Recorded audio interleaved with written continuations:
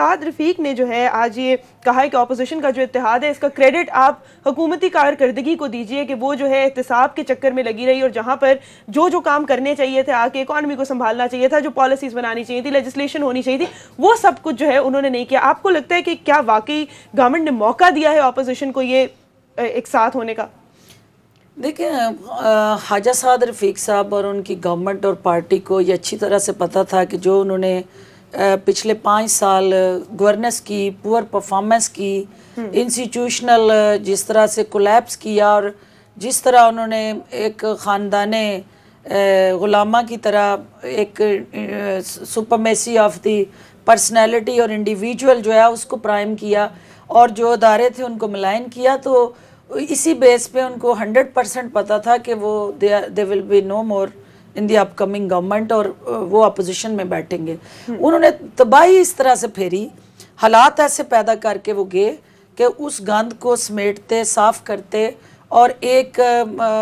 Situation को improve करते, वो इकोनॉमिक फ्रंट पे हो या ओवरऑल जितने चैलेंजेस थे उनको मीट करते, इस गवर्नमेंट को कुछ टाइम और ब्रीदिंग स्पेस चाहिए थी। और मैं समझती हूँ कि ये उनका किया धरा है। अब वो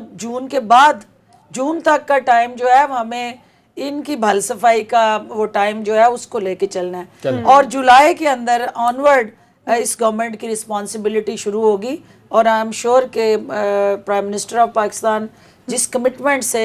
काम कर रहे हैं और जिस तरह से वो ओवरऑल हर इशू पे खुद सेंसिटाइज हैं, खुद मीटिंग्स चेयर कर रहे हैं और हर एक जो परफॉर्मेंस है उसको खुद हर मिनिस्टर की को मॉनिटर कर रहे हैं, तो किसी के पास गलती की कोई गुंजाइश नहीं है। तो अपोजिशन को मायूसी होगी, ये फरमाइशी प्रोग्राम ज्यादा देर का चलेगा। अच्छा चलें डॉक्टर साहब, एक चीज़ बताएं, कुछ ज़मीनी हक़ाइक़ की बात करते हैं। अब ये जो पार्लियामेंट के अंदर और बाहर अपोजिशन ने फैसला किया हुकूमत को टफ टाइम देने का, ये गवर्नमेंट का इत्तेहाद, अपोजिशन का इत्तेहाद कितना लंबा अरसा रहेगा, मुस्तकिल रहेगा, एक तो सवाल बात का है। अब इमीडिएट कॉन्टेस्ट में आपके लिए जो मुश्किलात पैदा हो रही है ना, आपके एलाइज़ हैं, अख्तर मैंगल साहब ने जिस तरह आज कहा है कि जब हुकूमत को गिराना नहीं चाहते, हुकूमत गिर रही है तो ख़ुद गिरे, तो हम कुछ नहीं कर सकते। फिर फवाद चौधरी साहब ने, आपने देखा कि जिस तरीके से उन्होंने चुटकी काटी है PMLQ की, वहाँ से मुँह सिलाई का भी आपने रिएक्शन देख लिया।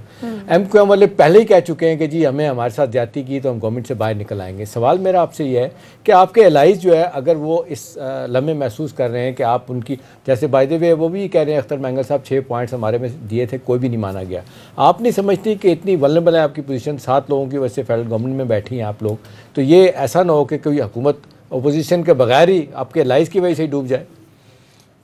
देखिए, पहली बात तो ये है कि जितने भी हमारे कोलेशन पार्टनर्स हैं उन सब की एक एक्सपेक्टेशंस भी हैं और हर कोई जो है वो अपने अपने रीजन से और अपने अपनी जमात के प्लेटफार्म से वोट लेके आया, तो वो डिलीवर करना चाहता है, कंट्रीब्यूट करना चाहता है। लेकिन आपने देखना है कि वो एक्सपेक्टेशंस जो हैं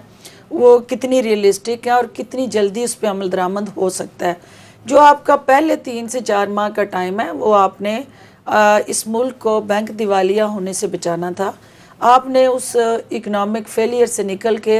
आपने एक कोई भी फाइनेंस मैनेजमेंट का इशू हो या ओवरऑल पब्लिक सर्विस डिलीवरी हो, तो आपको पैसे चाहिए, फंड्स चाहिए और कोई भी प्रोजेक्ट जो है उस वक्त तक कंप्लीट नहीं होता जब तक उसके पीछे बैकअप सपोर्ट फाइनेंशियल इश्यूज पे ना हो। अपोजिशन को यकीनन ये स्पेस इसलिए मिली कि हमारा वो जो टाइम था इकोनॉमिक फ्रंट पे उन चैलेंजेस को ओवरकम करते हुए वो पैरेलल जो है नेटवर्किंग हमारी जो अलाइज के साथ ऑन बोर्ड लेके होनी चाहिए थी, यहाँ हमें अपना गैप एक्सेप्ट करना चाहिए। क्योंकि अगर PTI की लीडरशिप, इमरान खान साहब हर जगह पे उन इकोनॉमिक चैलेंजेस को ओवरकम करने के लिए स्ट्रगल कर रहे थे, तो हमें साथ अपने अलाइज को भी इंगेज करना है, उनको भी ये रियलाइज़ कराना है कि भाई ये कोई 100% ऐसी चीज़ आपकी प्लेट में रखी कोई स्पोर्टिव स्ट्रेटजी नहीं है कि सिर्फ PTI उसमें हिस्सेदार है, उनकी भी इक्वल रिस्पॉन्सिबिलिटी है। देखिए, जो आपका कोलेशन पार्टनर है, अगर वो हुकूमत का हिस्सा है तो उसको साथ उन चैलेंजेस के अंदर भी हिस्सेदार बनना है। दूसरे अल्फाज में और डॉक्टर साहब आप ये कह रही हैं कि जो आपके कोलेशन पार्टनर्स हैं, एलाइज हैं, हुकूमत को उनके तहफ़्फ़ुज़ात दूर करने की ज़रूरत है। बिल्कुल, और हमें करने हैं, और इंशाल्लाह ये हमारे घर के इश्यूज हैं। और मैं समझती हूँ कि अख्तर मेंगल साहब हूँ या PMLQ की लीडरशिप हुकूमत गिराने में शामिल नहीं होंगे, they will never be part of this dirty action. चले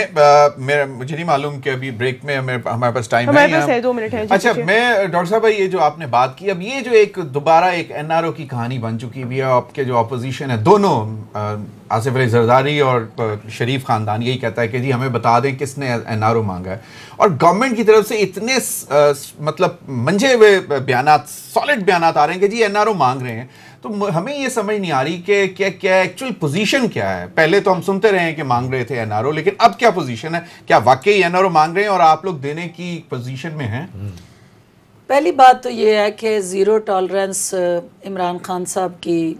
इस इशू पे है कि कोई शख्स करप्शन करे, इस मुल्क के अंदर लूट मार करे और उसका सरमाया चूस के पूरे का पूरा फ्रीज करके तो वो बाहर ले जाए, और उसके बाद वो ब्लैकमेल करके वो कहे जी कि मुझे रिलीफ दें और मुकमका कर लें और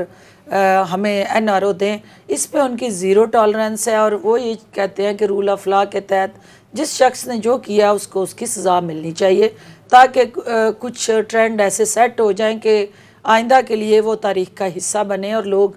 जो पब्लिक ऑफिस में बैठे हैं अगर कोई मिसकंडक्ट करते हैं तो वो चोर दरवाजे से NRO तलाश करके रिलीफ लेने की बजाय वो कोर्ट ऑफ लॉ में वो फेस करें। बहन हलीमा खां के बारे में सुना, कह दिया कि जी अगर कोई बात है तो वो उनको फेस करना। देखिए, इससे ज़्यादा और क्या होगा कि एक शख्स जो है वो सिटिंग प्राइम मिनिस्टर हो और वो उसके अंडर कमांड एंड कंट्रोल में तमाम इंस्टीट्यूशंस हों, तो वो अपनी बहन के इशू में वो अपने आप को डिसोसिएट करे और उन्हें कहे कि रूल ऑफ लॉ को फॉलो करें। परवेज खटक साहब के ऊपर इल्जामात हैं, अली खान इस पे चलें।